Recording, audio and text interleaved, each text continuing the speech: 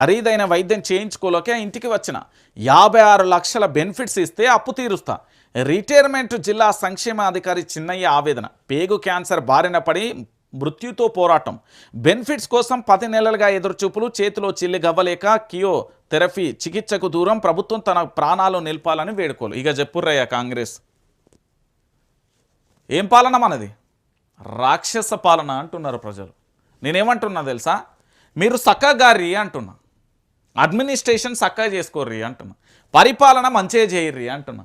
ఈ బాబాయ్ చిన్నయ్యకు ఆయన ఏంది ప్రభుత్వ రిటైర్డ్ జిల్లా సంక్షేమాధికారిగా పనిచేసిండు.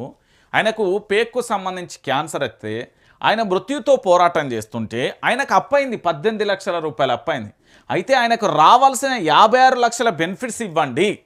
₹1 కాదు, ₹2 కాదు, అదేదో ఉత్తిగానే వచ్చిన పైసలు కాదు, ఆయన కష్టార్జితాన్ని ఆయన అడుగుతున్నాడు. ఇస్తున్నారా? ఇంత నరకం అనుభవిస్తున్నారండి.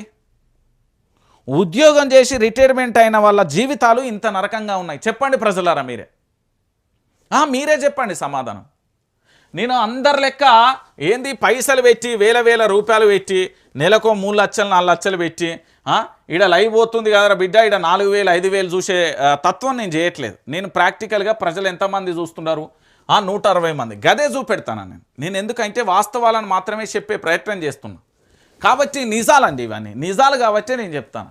ఈయనకు కాంగ్రెస్ పార్టీ ఎట్లా న్యాయం చేస్తుందా? బెనిఫిట్స్ ఇస్తే ఏమైతుందో? ఆయన ప్రాణాన్ని కాపాడద్దా? మనం మానవత్వమైన కోణంలో ఆలోచించద్దా? ఇలాంటి కుటుంబాలు కోకొల్లలుగా ఉన్నాయి.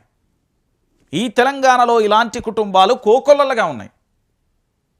దానికి ఏమన్నా సమాధానం ఉందా మా రాష్ట్ర ప్రభుత్వం కాంగ్రెస్ నుంచి? మళ్ళీ కాంగ్రెస్ పార్టీలో డజన్ మంది మినిస్టర్లు ఏం చేస్తున్నారయ్యా మీరు అందరూ? అరటిపాలు డజన్ రావాలి అంటున్నారా? లేకపోతే బెండకాయలు, బీరకాయలు, వంకాయలు, గుత్తంకాయలు ఏమైనా కూరగాయలు అమ్ముతున్నారా? లేకపోతే రావాలి రియల్ ఎస్టేట్ అని అంటున్నారా? ఏం చేస్తున్నారు అసలు మీరు? ఈ తెలంగాణలో ఉద్యోగం చేసి రిటైర్మెంట్ అయిన తర్వాత కూడా వాళ్ళకి రావాల్సిన బెనిఫిట్స్ ఇవ్వకపోతే మృత్యుతో పోరాటం చేస్తున్న కుటుంబాలకు మీరు ఏం న్యాయం చేస్తారు అంటున్నా. మళ్ళా మనది కాంగ్రెస్ ఇంద్రమ్మ పాలన. సోనియా గాంధీ, రాహుల్ గాంధీ, ఆయన ప్రధాని అయ్యేది లేదు, మనం చూసేది లేదు. నేను చెప్తున్నా కదా, ఆయన ప్రధాని అయ్యేది లేదు, మనకు చూసేది లేదు.